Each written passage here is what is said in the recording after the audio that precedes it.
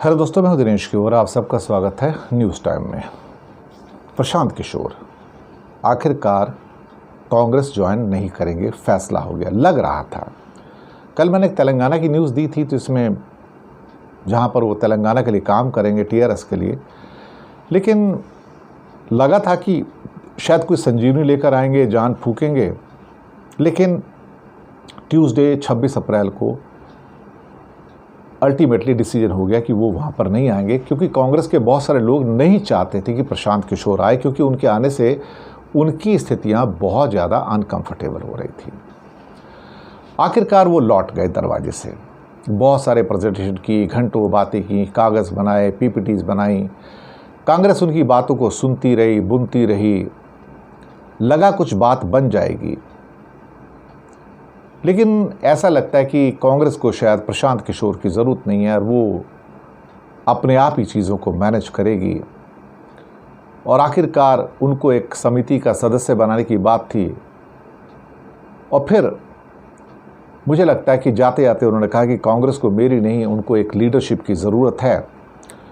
बिना लीडरशिप की पार्टी अपने कुदमे को कैसे संभालेगी, टूटी फूटी दीवारों की मरम्मत कैसे करेगी। और ये ट्वीट करके चले गए। कांग्रेस ने भी धन्यवाद कर दिया। काफ़ी बड़े प्रेजेंटेशन दिए थे। रणदीप सिंह सुरजेवाला का ट्वीट आया, हर चीज़ पे विराम लग गया। उन्होंने तारीफ़ की, कांग्रेस में शामिल होने का प्रस्ताव उन्होंने ठुकरा दिया। और अल्टीमेटली पीके ने फिर कांग्रेस की जो लीडरशिप थी उस सवाल भी उठाए।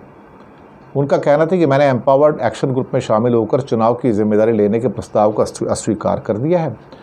पार्टी को मुझसे ज़्यादा सामूहिक इच्छा शक्ति और नेतृत्व से जुड़ी समस्याओं को दूर करने के लिए परिवर्तनकारी सुधारों की ज़रूरत है। अब पीके चले गए, अब तो पीके है नहीं। बहुत लंबी चौड़ी कई घंटे बातचीत हुई, उसमें प्रियंका भी थी, सोनिया भी थी, राहुल भी थी। लेकिन ऐसा लगता है कि कांग्रेस का जो एक इंटरनल जो सेटअप है, जो गांधीज का है, उस सेटअप में कांग्रेस को किसी और की ज़रूरत नहीं है। वो नहीं चाहते कि वहाँ पर कोई और आए। और प्रशांत किशोर के पीछे शायद बहुत सारे कुछ माइनस पॉइंट भी थे, और कहीं ना कहीं कुछ ना कुछ चीज़ें ऐसी होती रहीं जिसके द्वारा कांग्रेस के अंदर भी एप्रीहेंशंस रहे कि प्रशांत किशोर को लिया जाए, नहीं लिया जाए। कई बूढ़े लोग हैं कांग्रेस में जो चाहते हैं कि कल का नया लड़का आके हमको सिखाएगा इलेक्शन कैसे लड़े जाते हैं। ये एक तरह से देखा जाए तो उनकी सोच भी थी, और अल्टीमेटली वही हुआ।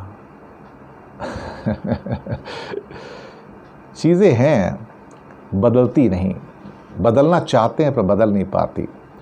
जब तक गांधी परिवार के शिकंजे से मुक्त नहीं होगी कांग्रेस और एक नया मैनेजमेंट नहीं लेकर आएंगे, तब तक ये सोचना कि कुछ हो जाएगा, अब मेरे हिसाब से थोड़ा सा ये एक जल्दबाजी भी होगा। और मैं उसको अपने शब्दों में कहूँ तो शायद ये कांग्रेस को इसकी ज़रूरत नहीं थी, और पहली बार प्रशांत किशोर को आईना नहीं दिखाया है।